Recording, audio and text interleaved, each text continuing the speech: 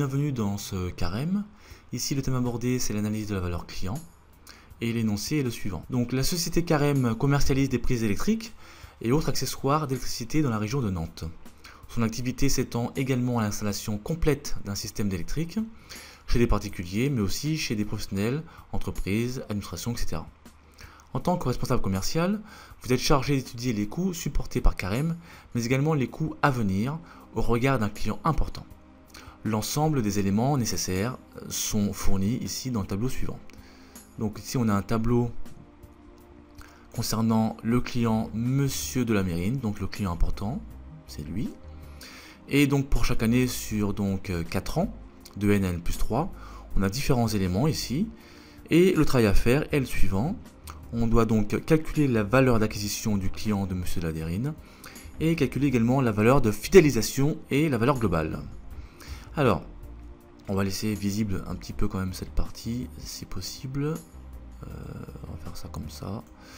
Et je me dirige vers la partie proposition de correction. Bien. Alors, calculer la valeur d'acquisition du client. Alors, il faut savoir que la valeur d'acquisition en fait correspond à la valeur du résultat de l'année N. On va donc passer par plusieurs étapes puisqu'on n'a pas directement ici dans notre tableau le résultat, mais on peut le calculer. Donc dans un premier temps, donc, on ne regarde que l'année N, donc que cette colonne, que ces chiffres-là. Donc pour calculer, alors allez, on va faire une mesure. Pour calculer donc ce chiffre d'affaires, pardon, ce résultat, cette valeur d'acquisition, on a besoin d'abord de calculer le chiffre d'affaires. Ici, le chiffre d'affaires correspond en fait à 3 éléments: à l'installation complète, 118 000 euros, au service après-vente, 1005, et au réglage, 15 000. Puisque ensuite nous avons des frais directement liés au chiffre d'affaires, donc des frais que nous supportons, que la société donc supporte, et également aussi liés à la relation également. Donc ce qui précède concerne le chiffre d'affaires. On a donc ici, on va mettre chiffre d'affaires, on va mettre CA égale, on va donc avoir 78 000 plus 1005 et finalement 15 000. Et ça nous donne 94 000 euros. Donc voilà le chiffre d'affaires. Ensuite, ce qu'on peut faire, c'est calculer, eh bien, ici on nous parle de frais directement liés au chiffre d'affaires. Alors, lorsque les coûts ou les frais ou les charges directement liées au chiffre d'affaires sont appelés des charges variables. Et qui plus est, ici on nous donne un pourcentage, ici, donc forcément, pourcentage en fonction du chiffre d'affaires. Donc ici nous avons une ligne en fait de coûts variables, charges variables, frais variables. Donc ce qu'on va faire, c'est calculer eh bien, les coûts variables. Pour ce faire, on va donc appliquer ce pourcentage au chiffre d'affaires, ici. J'ai oublié un 0. J'ai oublié un 0. Voilà. Donc ce qu'on va faire, on va mettre coût variable. Coût variable. Et on va mettre donc CV, donc CV égale, eh bien, chiffre d'affaires, donc 94 000, multiplié donc par 50%. Ce qui va nous donner donc ici 47 250. Voilà. Euros, bien sûr. Donc voilà pour les coûts variables. Ensuite, on a des frais de gestion, non pardon, des frais liés à la relation, qui sont des coûts fixes, bien entendu. Et on a également des frais de gestion, qui sont également des coûts fixes. Donc on va prendre l'ensemble et on va pouvoir calculer eh bien, les frais fixes. Donc frais fixes,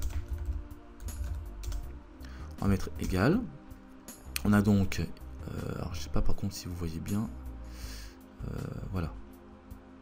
Donc frais fixes donc, qui vont être égales donc, à 18 500 plus les 1200 ici. Donc on va mettre 18 500 plus 1200. Ce qui nous donne un montant de frais fixes de 19 700. Donc voilà pour les frais fixes.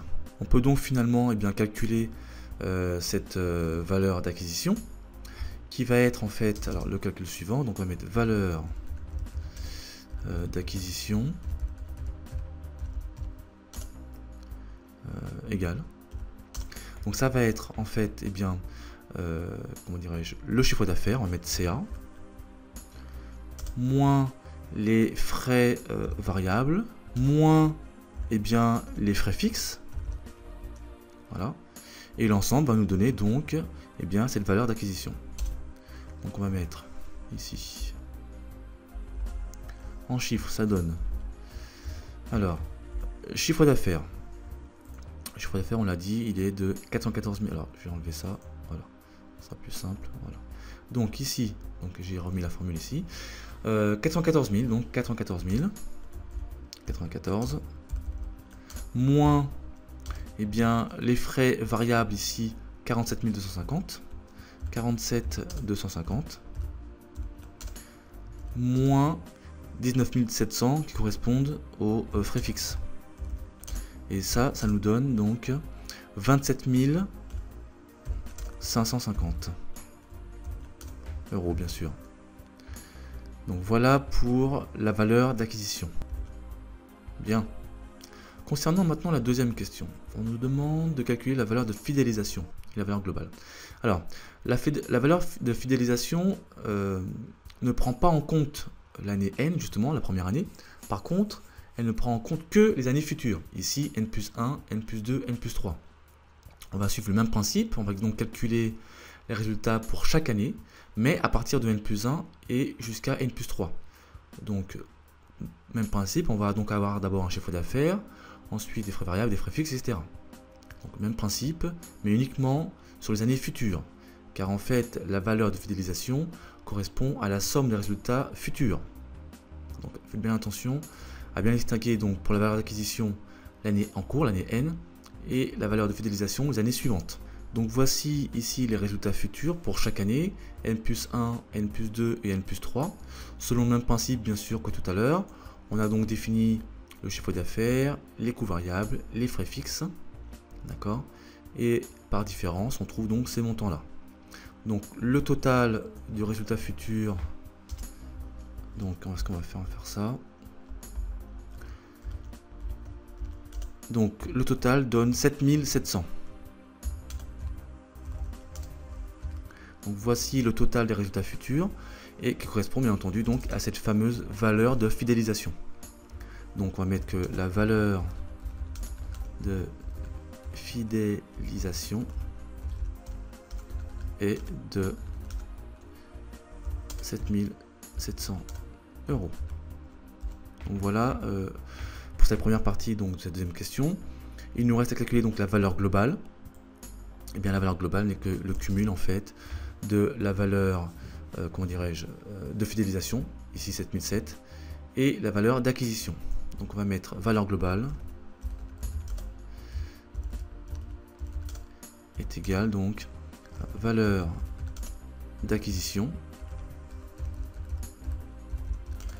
plus valeur de fidélisation.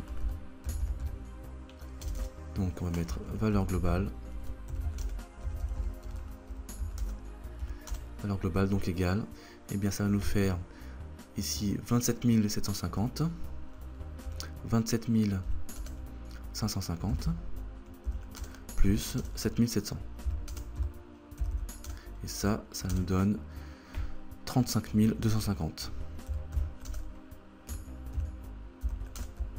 Cette exo vidéo est maintenant terminée, je me rends donc vers la partie énoncée et je vous dis à bientôt sur exo vidéo.